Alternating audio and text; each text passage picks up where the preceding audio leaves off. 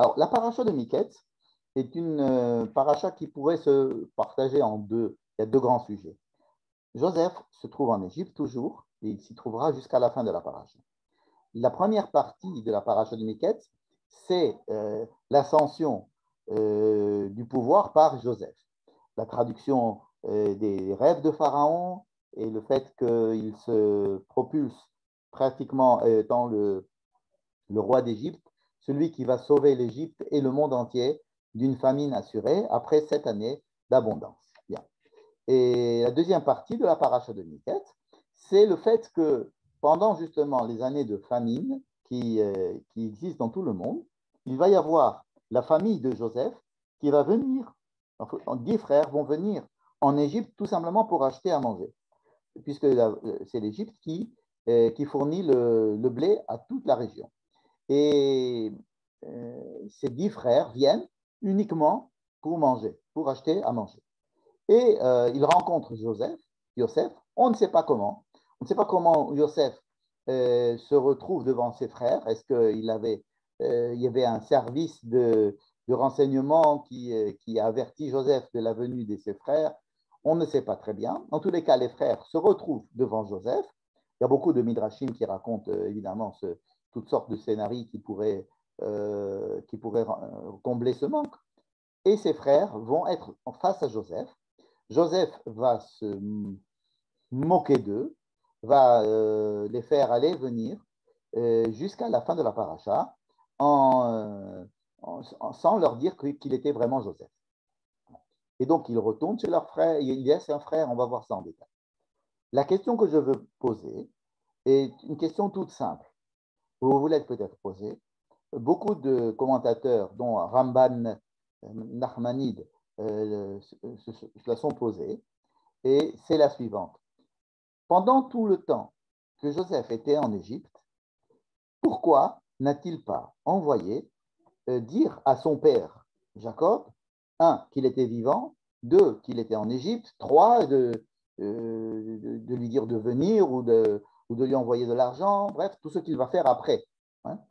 Effectivement, venons voir l'histoire de Joseph. Joseph, quand il a 17 ans, il est envoyé par son père vers voir ses frères. Et c'est là qu'il va être vendu. Donc, Joseph est vendu à l'âge de 17 ans. À 17 ans, donc il va en Égypte, il est vendu en Égypte.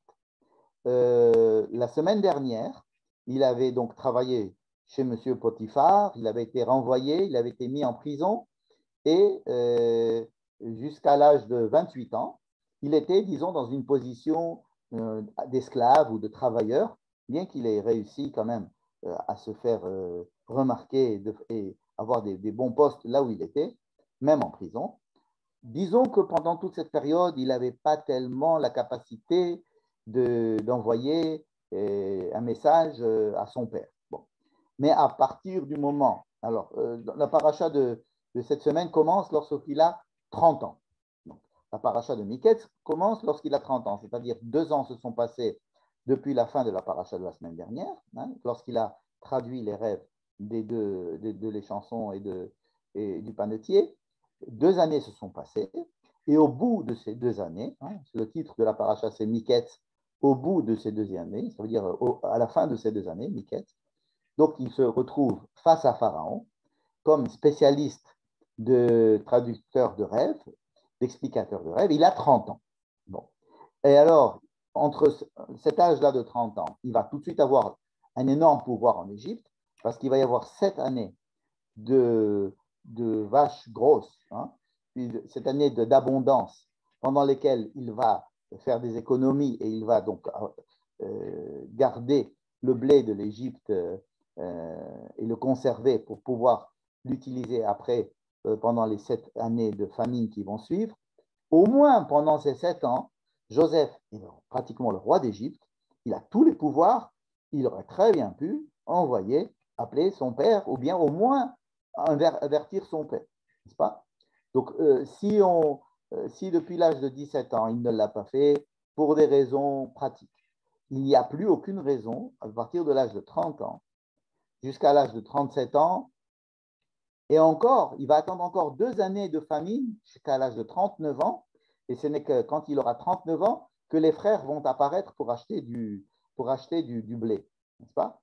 Donc, il y a quand même au moins 22 années qui sont passées, durant lesquelles Jacob n'a aucune nouvelle de Joseph, et Joseph n'envoie pas de signe à son père. L'Égypte est un pays extrêmement développé. La terre de Canaan est une province de l'Égypte. Elle est elle fait partie de l'Empire égyptien. Elle est administrée, en tous les cas, par Pharaon, même s'il y a des petits rois locaux. Il n'y a aucun problème, vraiment aucun problème. Ce n'est qu'une question de décision de la part de Joseph. Donc, pourquoi est-ce que Joseph n'a pas envoyé un message à son père, ne serait-ce que pour lui dire qu'il était vivant, ou en plus, l'inviter ou lui dire de venir, etc. Bien. C'est la question toute simple. Cette question toute simple, elle va nous permettre, si vous voulez, de décoder un petit peu l'histoire. À travers cette question, nous allons essayer de décoder l'histoire. N'est-ce pas? Là, j'ai marqué que Joseph va mourir à l'âge de 110 ans en Égypte, ce qui fait que on a encore donc de belles années devant nous, pendant lesquelles Joseph et ses frères seront en Égypte. Donc, c'est quand il avait 39 ans que les frères, Jacob, tout le monde va descendre en Égypte. Donc, la question, je pense, est claire et je suppose que vous l'avez tous en tête et que vous l'êtes probablement déjà posée. Qu'est-ce que répond Ramban à cette question? Il n'y a pas que Ramban qui répond, beaucoup de commentateurs vont essayer de répondre. Première réponse qui est communément admise, c'est que Joseph avait fait 2 rêves et qu'il était mu. Il était mu par ses rêves, par ces 2 rêves, et que son obsession était de réaliser ses rêves. Donc, quand il était jeune, avant qu'il soit envoyé par son père, il avait fait 2 rêves. Un, c'était que tous ses frères viennent se prosterner devant lui et que lui, il doit les nourrir. En tous les cas, il doit être le chef économique de la famille. Deuxième rêve, c'est qu'il fallait même que peut-être son père aussi, en tous les cas ses parents, viennent se prosterner aussi devant lui. Et donc, cette explication que donne le Ramban dirait que Joseph est prisonnier de ses rêves et que pour que ses rêves puissent s'accomplir, il est obligé de garder le silence afin que ses rêves se réalisent. Bon. C'est une explication qui est admise par beaucoup de gens, mais il y a beaucoup de difficultés. La première des difficultés, c'est que rien ne nous dit que Joseph était prisonnier de ses rêves, comme on va voir tout à l'heure. Deuxième chose, c'est qu'à un moment donné, tous ses frères viennent effectivement le voir. Il a déjà 39 ans. Les frères sont venus, sont repartis, ils ont ramené Binyamin. La première fois ils sont venus, ils se sont prosternés à lui. Donc, il a déjà réalisé le premier rêve. Ensuite, les frères viennent avec Binyamin une seconde fois et ils se prosternent devant lui. Hein, et ils lui disent, ton serviteur, notre père. Et ils se prosternent devant lui au nom de leur père. Voilà ce qu'aurait pu être vraiment la réalisation du second rêve, puisque le père ne se prosterne pas, mais au moins les enfants le déclarent comme étant le serviteur de Joseph et ils se prosternent en son nom. Bon. Donc, disons que jusqu'à présent, Joseph ne voulait se taisait pour que ses rêves soient accomplis. Dans cette hypothèse-là, voilà que ses rêves sont accomplis, alors ça suffit. Lorsque Joseph reçoit ses frères et Binyamin, il ne leur annonce pas que lui est Joseph, il ne dit pas que c'est fini, que toute cette mise en scène est finie. Non, non, il continue à jouer avec eux. Rappelez-vous, il va renvoyer tout le monde, il va faire cacher son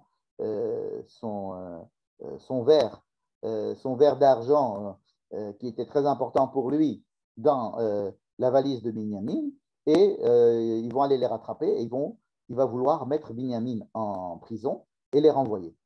Donc, si vraiment Ramban avait raison de dire que Joseph n'a pas envoyé de signes à son père, c'était pour réaliser ses rêves. Pourquoi? Je ne sais pas. En tous les cas, ça ne tient pas la route parce que à ce moment-là, lorsque tout le monde vient et que même Binyamin vient, Ça suffit. Pourquoi continuer à faire cette mise en scène et continuer à leur mentir? Alors, le Ramban a senti un petit peu cette difficulté et il va nous présenter une deuxième explication. Cette fois-ci que même Abravanel propose, lui, dans ses réponses. Et c'est une réponse qui a été aussi assez répandue.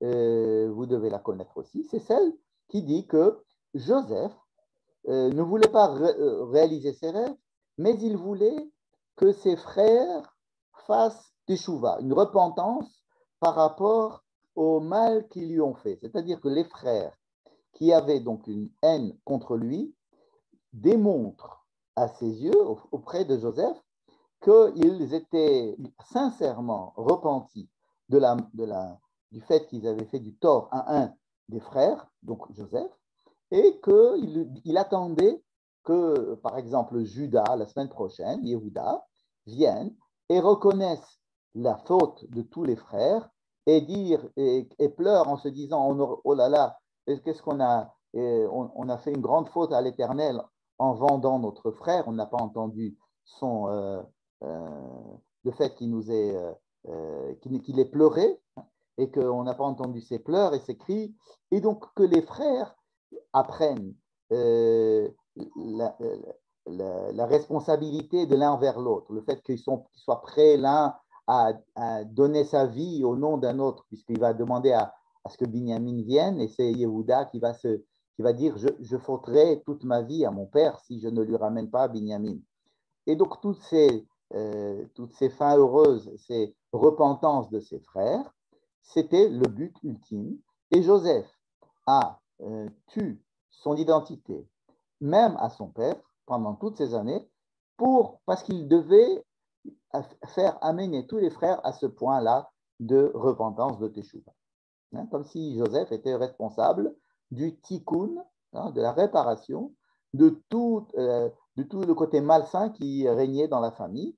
Et donc, il était responsable que tout aille bien. Et quand tout le monde va faire teshuva et que chacun va avoir sa repentance et qu'ils soient vraiment sincèrement repentis de tous leurs méfaits envers Joseph, c'est à ce moment-là, quand que tout le monde aura fait teshuva, qui pourra dire je suis Joseph. Ça, c'est la deuxième explication qui est amenée par Ramban, comme je vous ai dit, aussi par Abravanel, aussi par beaucoup d'autres commentateurs. Et qu'est-ce qui ne va pas dans cette deuxième explication? Dans cette deuxième explication, d'abord, est-ce que Joseph sait où les choses vont, vers quoi les choses vont advenir? Il crée une mise en scène. Il cache son identité. Il n'envoie aucun message à son père. Il laisse son père dans l'ignorance et dans le malheur. Tout ça parce qu'il se prend pour Dieu. Il sait ce qui va se passer. Il commande la repentance de ses frères.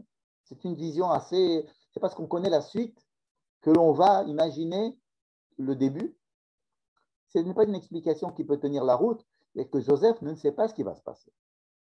La preuve, c'est que Joseph lui-même est très surpris de la réaction et des frères et de Judas la semaine prochaine. Lorsque Judas va venir devant lui et que Joseph va dire qu'il ne pouvait plus continuer à jouer ce rôle-là, il ne pouvait plus faire cette mise en scène, il ne pouvait pas se retenir. Joseph était obligé de se reconnaître, de se faire reconnaître par ses frères et ensuite d'appeler son père. Mais qu'est-ce qui garantissait à Joseph que ça allait se passer comme ça? Rien du tout. Et comme on va le voir, il est très possible que les choses aient pu prendre une tournure totalement différente. C'est-à-dire que c'est une explication qui est basée sur beaucoup de religiosité, à savoir que l'essentiel dans la vie, c'est le tikkun et la teshuva, etc. Et comme Joseph, c'est le chef d'orchestre, donc tout est fait pour le bien et pour que, en fin de compte, à la fin, tout aille bien. Mais quelle est cette cruauté de ne pas indiquer à son père qu'on est encore en vie? C'est une vraie cruauté et en aucun cas, la fin ne peut justifier ce genre de moyens et qui se base sur une hypothétique réparation. Et cette réparation, on ne la voit même pas tout à fait. Quand Yehuda, ça on va le voir tout à l'heure, quand Yehuda va venir chez Joseph et va lui dire, écoute, moi je suis responsable de Benjamin, il n'est pas responsable parce que c'est son frère et qu'il se sent tout à coup responsable d'un frère envers l'autre. C'est tout simplement parce qu'il avait promis à son père. C'est envers son père qu'il a des comptes à rendre. Et c'est pour ça qu'il est prêt, Judas lui-même, à se rendre esclave à la place de Binyamin. Donc nous sommes obligés de trouver une troisième explication, et c'est le sujet de notre étude ce soir. Cette explication est proposée par le Rav Elchanan Samet, et qui est une explication qui, j'espère, va vous convaincre. En tous les cas, c'est une explication qui se base uniquement sur le texte, qui se base sur les versets, et j'espère que vous allez l'apprécier, et elle résout tous les problèmes et toutes les questions que nous avons posées jusqu'à présent. Voilà. Donc, on va essayer de commencer à lire le texte. Ça, c'est la conclusion. On va arriver plutôt dans le texte. Je reprends donc notre histoire de la paracha de la semaine. Nous n'allons pas analyser les rêves de Pharaon, leur traduction, tous les chapitres qui concernent le fait que Joseph ait traduit les rêves de Pharaon, etc. On ne s'en occupe pas ce soir. On va s'occuper simplement de quelques versets vers la fin du chapitre 41. Pendant les années d'abondance, on nous raconte que Joseph donc, est en pleine ascension, il a tous les pouvoirs en Égypte, et il se marie, et il a 2 enfants, et il donne des noms à ses enfants. Voyons voir comment est-ce qu'il va nommer son premier enfant. Vaikra Yosef et Shem HaBechor. Donc il a un premier enfant, il l'appelle Ménaché. Ménaché. Ménaché, qu'est-ce que ça veut dire Ménaché? Ki nashani Elohim.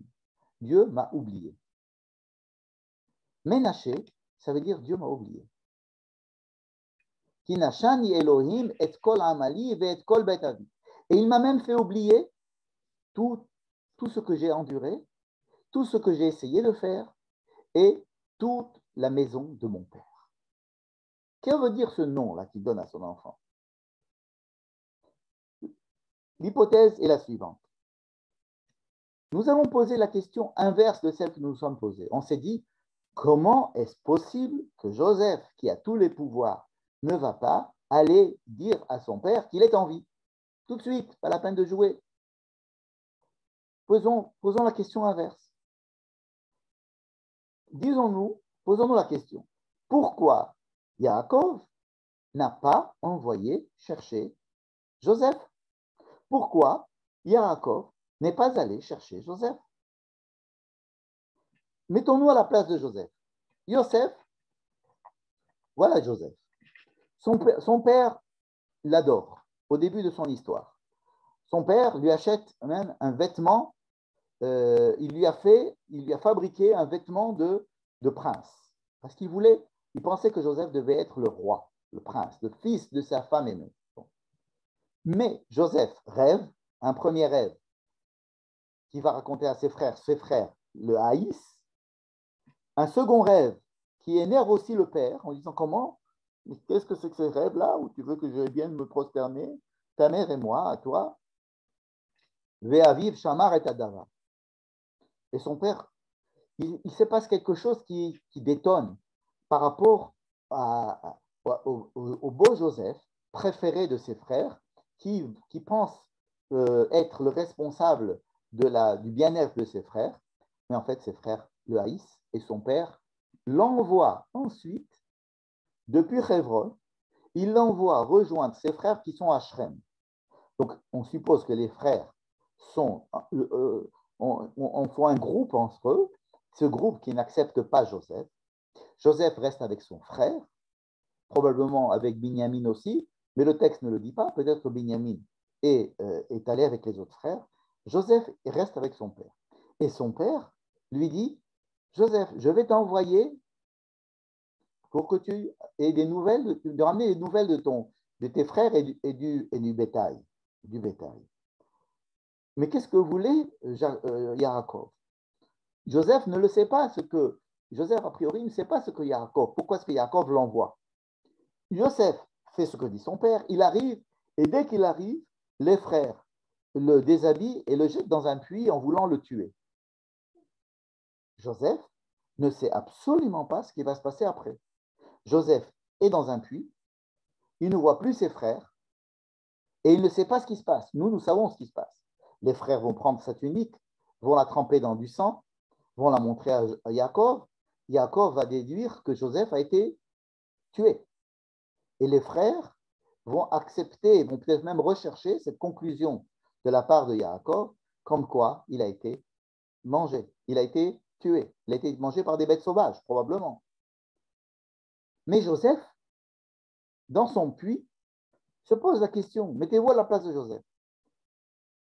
Dans la famille, on nous a toujours raconté au coin du feu que d'abord le père d'Abraham avait plusieurs enfants, mais c'était Abraham qui avait été choisi. Abraham a eu plusieurs enfants, mais ce n'est qu'un seul qui a été choisi, c'était Yitzhak. Les autres ont été renvoyés, ont été mis à l'écart. Ishmaël a été renvoyé, les filles de Ketura ont été envoyées, et donc Yitzhak est resté. De Yitzhak, il n'y avait que 2 enfants, en tous les cas, 2 enfants connus dans la Torah. Esav va aussi être écarté de la famille et va s'en aller. Et on va continuer l'histoire avec Yaakov. Peut-être que Joseph se dit, eh bien, les frères ont décidé, et peut-être même mon père a décidé de me rejeter. Peut-être que mon père m'avait choisi au début, mais à cause des rêves que j'ai faits, ou à cause de l'influence que cela a eu sur mes frères, ou à cause de la tournure des événements, mon père m'a envoyé à l'abattoir, puisque mon père m'a envoyé chez des frères qui me haïssaient. Il savait très bien qui me haïssait, ses frères. Et il m'a envoyé, et les frères m'ont mis à l'écart, et c'est fini. Joseph, vendu en Égypte, il va rester en Égypte tout seul. Et c'est lui qui doit se poser la question. Pourquoi est-ce que mon père et mes frères, qui sont quand même, qui ont de l'argent, qui ont des serviteurs, ils ont un certain pouvoir, ils ont une certaine renommée politique, on parle les Hébreux, et ils sont riches, ils sont forts, ils ont fait la guerre à Shrem, ils ont massacré un village entier, on sait très bien qui c'est qui a volé, qui a vendu Joseph. Ce sont des Ishmaélim, c'est-à-dire des cousins germains, des Ishmaël. Ishmaël, c'est le tonton de Jacob. Et donc, ce sont des Ishmaélim, ce sont des cousins. Ou des Médanim, Médan et Midian, ce sont des enfants d'Abraham, ce sont aussi des cousins germains. Donc, les Ishmaélim, les Médanim, les Midianim qui l'auraient pris du puits et vendu, eh bien, on sait très bien de qui il s'agit. On peut très bien faire des recherches. Ce sont des commerçants qui passent tout le temps par là, tous les ans. Or, personne n'est jamais allé voir qu'était devenu Joseph. En Égypte, nous savons aujourd'hui qu'il y avait des frontières avec une douane extrêmement bien organisée, où toutes les personnes entrantes et sortantes étaient marquées. On connaissait absolument le nom de chaque personne, même les esclaves. On a retrouvé des listes de noms de personnes qui rentraient en Égypte, et il y avait des murs, il y avait des frontières vraiment qui obligeaient certains passages pour rentrer vraiment en Égypte, avec des points de douane très efficaces. Donc on pourrait très bien connaître, en soudoyant, en cherchant, savoir qu'est-ce qu'est devenu Joseph. Or, Joseph se dit, mon père m'a oublié, mes frères m'ont vendu, mes frères ne veulent pas de moi, il est possible que mon père aussi ne veuille pas de moi. A-t-on déjà entendu Abraham aller prendre des nouvelles de Ishmaël dans la Torah? Non. Bien qu'il l'aimait beaucoup, à partir du moment où on a décidé de renvoyer Ishmaël et de garder Yitzhak, ben c'est fini, c'est assez cruel, mais c'est comme ça, dans la famille, lorsque on élimine une personne, on l'élimine. Joseph croit que son père l'a oublié, son père l'a éliminé, que ses frères l'ont éliminé. Et donc Joseph maintenant vit en Égypte complètement détaché de toute cette histoire familiale. Il n'est absolument pas mu par ses rêves, ses propres rêves. On va le voir. En tous les cas, là, il nomme son premier fils Ménaché, celui qui fait oublier. Grâce au plaisir que j'ai d'avoir un enfant, je vais pouvoir vraiment commencer une nouvelle vie en Égypte, qui commence d'abord par le deuil que je fais sur mon passé et sur ma famille et sur le Dieu de ma famille. Le second fils, il va l'appeler Ephraim. Pourquoi? Parce que c'est le deuxième temps après le deuil, c'est de pouvoir se développer.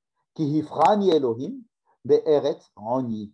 Dieu m'a permis de me développer dans la terre où j'ai quand même souffert. C'est-à-dire que le nom qu'il donne à ses deux enfants semble décrire un état d'esprit assez clair.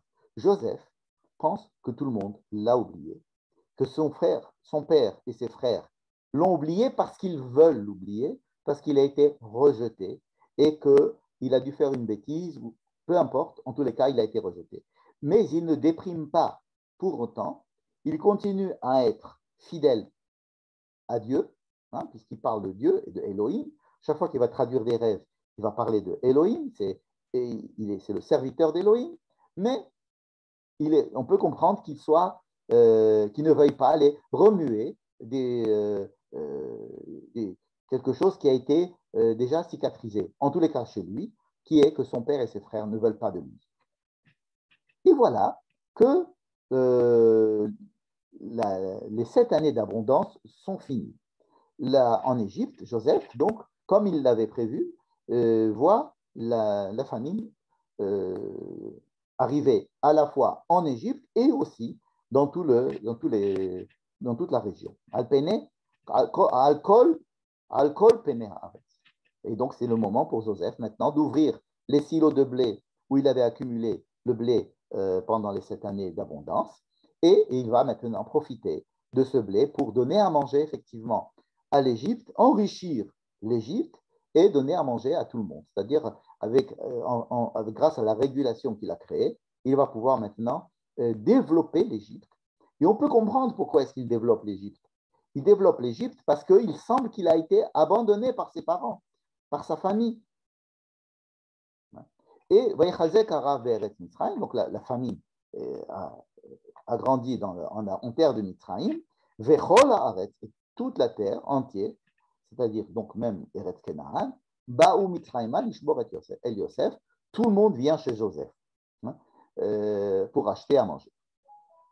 Et c'est là que nous retournons voir la famille de Jacob, dans le chapitre 42. Vayar Yaakov, qui est Shever de Mitzrayim. Yaakov est très bien renseigné, il sait qu'en Égypte, il y a à manger. Vayomer Yaakov Lebana, donc Yaakov prend ses enfants et leur dit je voudrais que vous alliez en Égypte acheter à manger. C'est tout.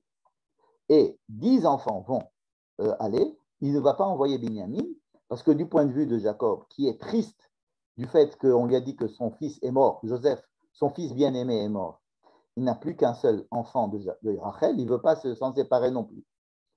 Donc il envoie les autres enfants, les 10 autres enfants. Et ces autres enfants arrivent en Égypte.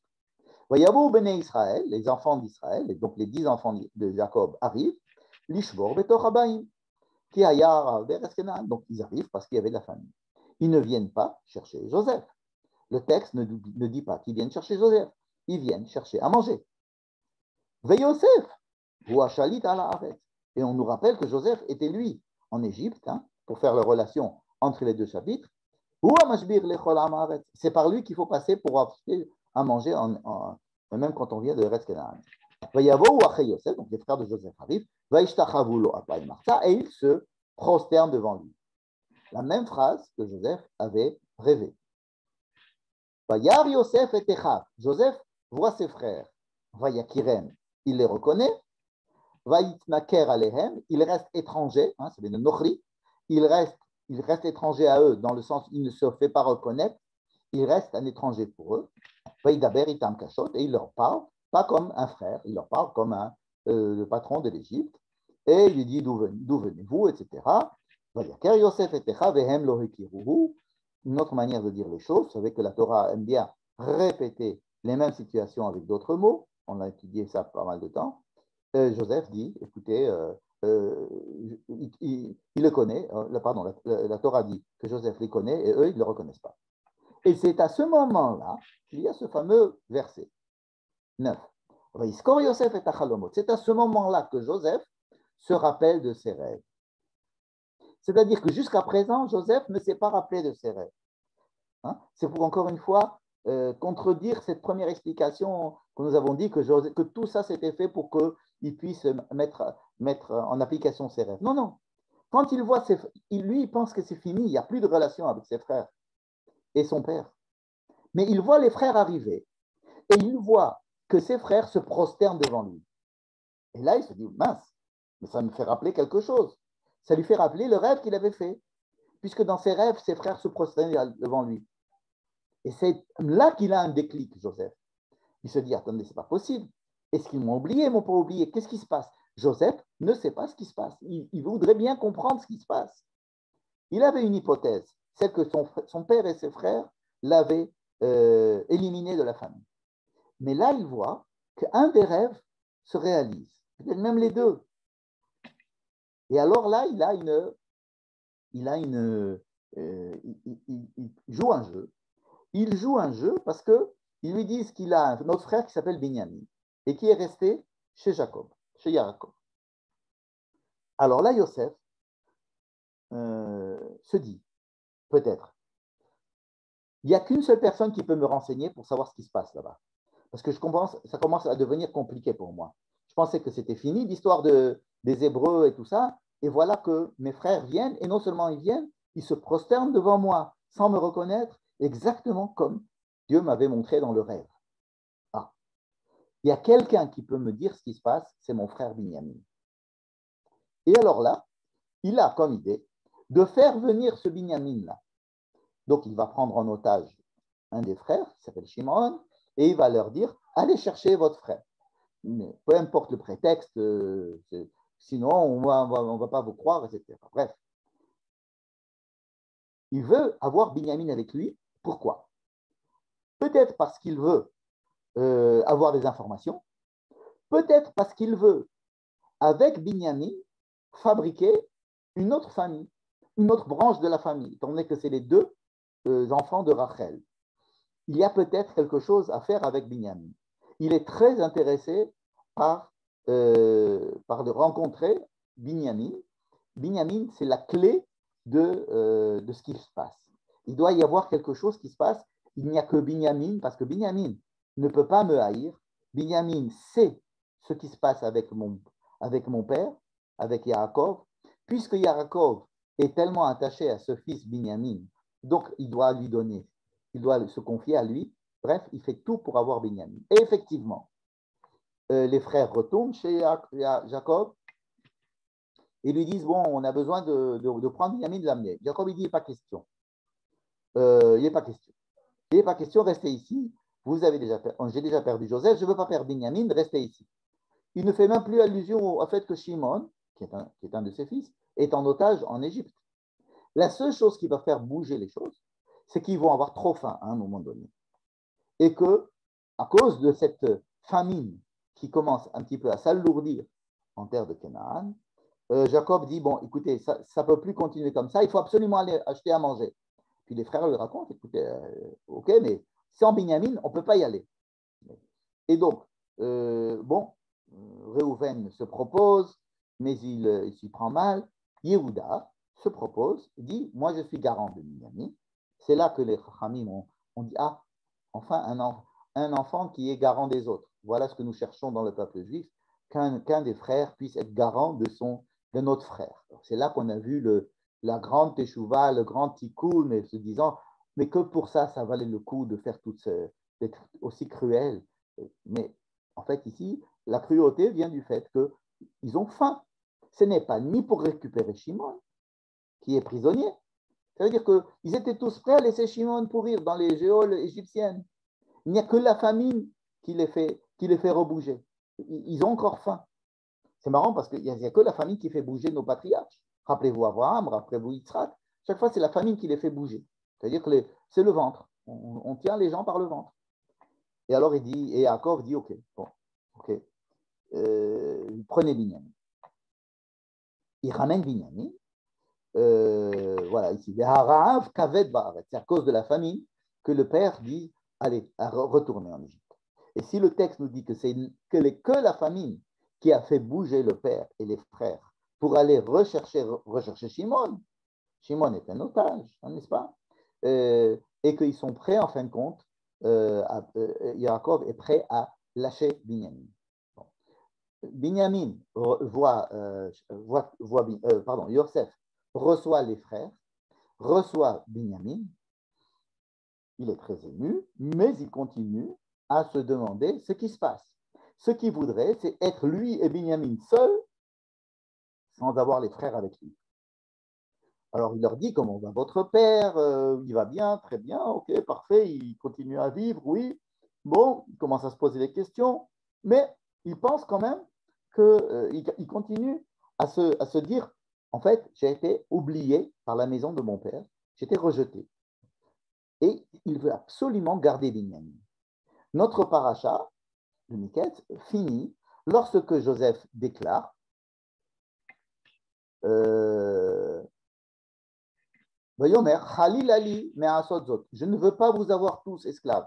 Vous m'avez volé la coupe d'argent que j'avais, donc théoriquement, je pourrais tous vous enfermer et vous mettre en prison. Seulement, je veux mettre en prison que Binyamin. Reprenez Shimon, repartez chez votre père, je veux Binyamin. Je veux garder Binyamin. Il ne veut absolument pas des frères ici, il veut Binyamin. Et c'est comme ça qu'on finit notre paracha. Dans notre paracha, qu'est-ce qui se passe dans la tête de Joseph? Je reprends cette hypothèse qui paraît assez plausible. Joseph n'a pas envoyé chercher ses frères et son père, n'a pas envoyé de messager parce qu'il s'est dit, ils m'ont jeté de la famille, ils m'ont exclu. Le seul qui peut me donner des informations plus précises et avec qui je peux faire alliance pour essayer de dénouer la situation, c'est Binyamin. Et donc, dans sa tête, il faut que Binyamin reste avec lui, que les frères s'en aillent, et qu'ensuite, on verra bien ce que dira Binyamin. Or, et ça va être la semaine prochaine que ça va se passer, Yehuda, qui est lui garant de Binyamin, va changer tous les plans de Joseph. Yehuda on commence la paracha la semaine prochaine, va y gâcher là Yehuda. Bon, Yehuda, tout en ne sachant pas que c'est à Joseph qui s'adresse, il lui dit, qu'est-ce qu'il lui dit? Il lui parle de son père, il lui raconte l'histoire qui vient de se passer entre eux. Tu nous as dit ça, on t'a dit ça, tu nous as dit ça, on est allé chez notre père, et il place au centre de tout son discours le père, Yaakov. Yesh lanu av zaken, nous avons un père vieux, ve'yeled zekunim katan, ve'achiv met, et son frère est mort. C'est-à-dire que Judas est en train de dire à Joseph, il est admis chez notre père et chez nous tous, que Joseph est mort.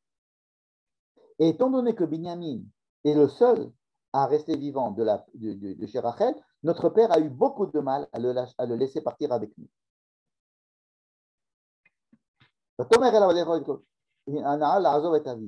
Si Binyamin quitte Yaakov, pratiquement mon père, on risque sa mort. Si on rentre sans Binyamin, c'est fini, c'est foutu. On va tuer Yaakov.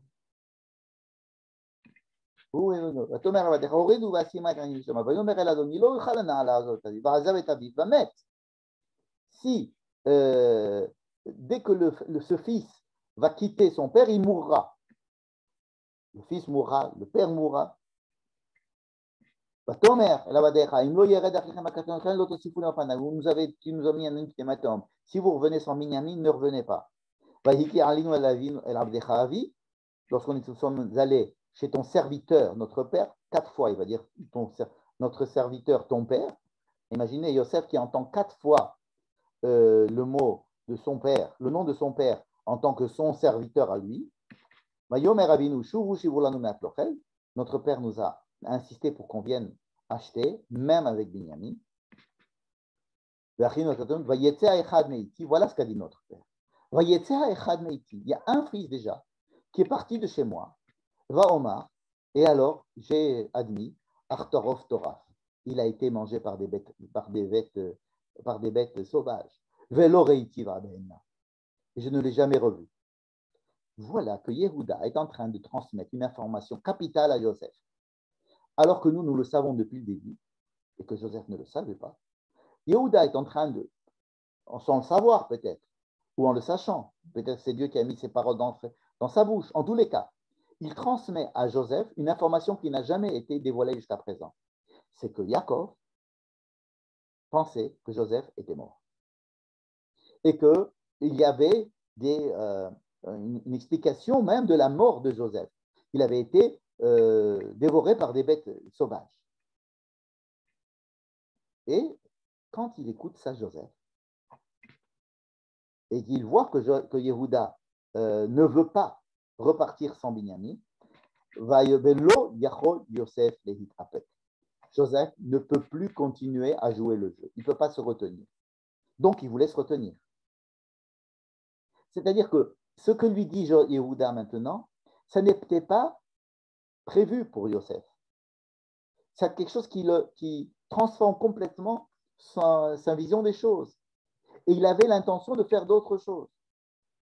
Le fait que Judas maintenant soit prêt à être, lui, mis en prison à la place de Binyamin, ce n'est pas parce que c'est pas ça qui a fait que Joseph est arrivé à ses fins.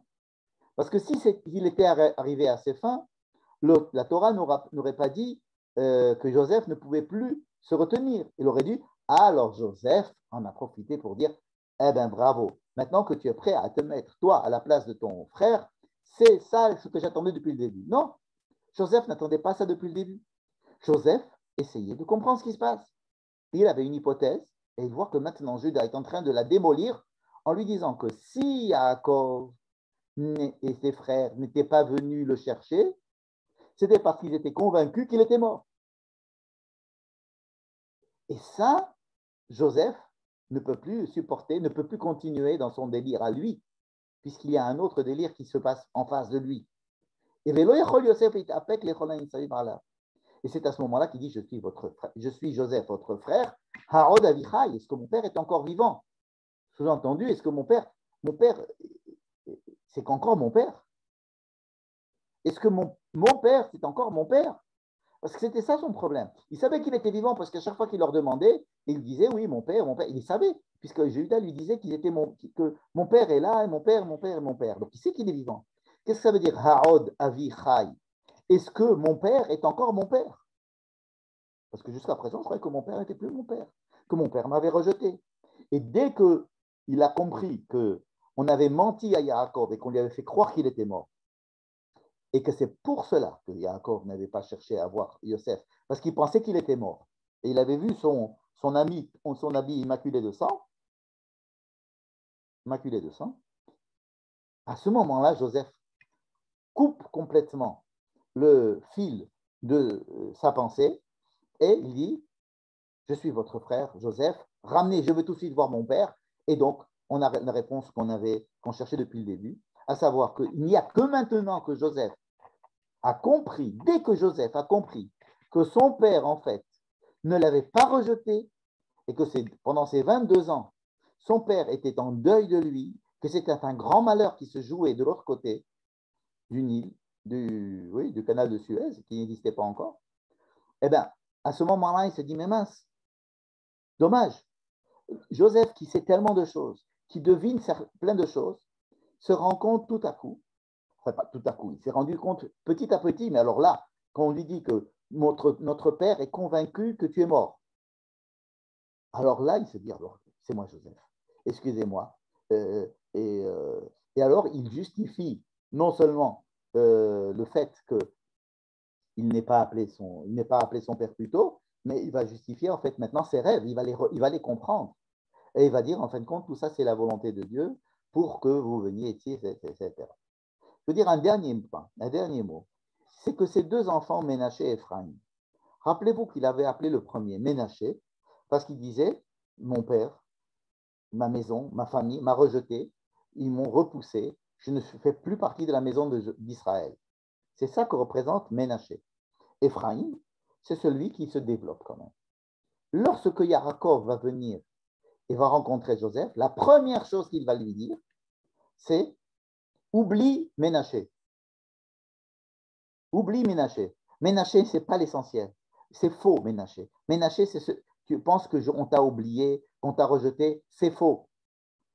Par contre, Éphraïm, développe-toi. Ménaché, bon, ok, c'est ton fils, mets-le en second. Mais ça va être Éphraïm qui va être le plus important. Pourquoi? Parce que Ménaché, ça représente la coupure, le fait que Joseph pensait qu'il avait été exclu de la famille. La première chose que Jacob va dire à Joseph, tu n'as jamais été exclu de ma pensée ni de la famille. Donc, il ne va pas accepter que Ménaché soit le Béchor. Et il va nommer Éphraïm en tant que Béchor et Ménaché le second. C'est-à-dire que oui, il ne faut pas renier l'histoire. Pendant 22 ans, tu as pensé cela. Ok, mais ce n'est pas l'essentiel. Et donc, il va prendre Éphraïm, qui est le côté du développement de Joseph, en tant que Joseph, n'est-ce pas? Et il va lui dire Ménaché out et Éphraïm in. C'est-à-dire, en fait, ton hypothèse est fausse. La vraie hypothèse, c'est que je t'ai toujours aimé et que j'ai toujours pensé que tu étais mort et c'est pour ça que j'étais en deuil. Mais le fait que tu sois vivant, c'est la plus belle chose qui pourrait m'arriver. Et donc, Jacob va descendre en Égypte avec cela. Et donc, on se rend compte, en fin de compte, que le chef, celui qui était spécialiste de savoir ce qui allait se passer avec les autres, en fait, ne savait pas du tout ce qui s'était passé avec lui ni avec son père. Hein? Le cordonnier était le plus mal chaussé. Hein? Jacob avait rêvé, il avait complètement oublié ses rêves. Et il s'était fait un film dont les données étaient celles de mon père m'a envoyé dans la gueule du loup, on m'a jeté dans un puits, on n'a jamais cherché à me retrouver. Je vais essayer quand même de faire le deuil de ma famille hébreu et je vais essayer de me développer. Ensuite, il voit ses frères venir. Il dit, tiens, quelque chose qui se passe. Je vais demander à Binyamin ce qui se passe. Il demande à ce que Binyamin vienne. Mais quand Binyamin vient, il se passe cette chose incroyable qui va se passer la semaine prochaine. C'est que Judas va lui annoncer, par inadvertance, peut-être ou pas, il va lui annoncer mais que son père, Yaakov, n'avait jamais rejeté Joseph. Il l'avait simplement considéré comme étant mort à cause des frères. Voilà. Donc, cette explication du Rav Elhanan Samet me semble à prendre en considération pour mieux comprendre qu'en fin de compte, l'histoire, elle doit se lire sous plusieurs angles, sous l'angle des personnages qui la vivent. Et si nous sommes des lecteurs qui avons la compréhension d'un récit entier, compréhensible, ce n'est peut-être pas le cas des personnes qui vivent l'histoire eux-mêmes. Et donc, voir une histoire d'un certain angle et d'en tenir des conclusions, c'est quelque chose qui doit nous rendre un peu plus humbles vis-à-vis de la réalité des choses, qui est beaucoup plus complexe, surtout lorsque l'on voit les choses par en haut. Hein, voilà. Donc, je vous remercie beaucoup. J'ouvre les micros afin que vous puissiez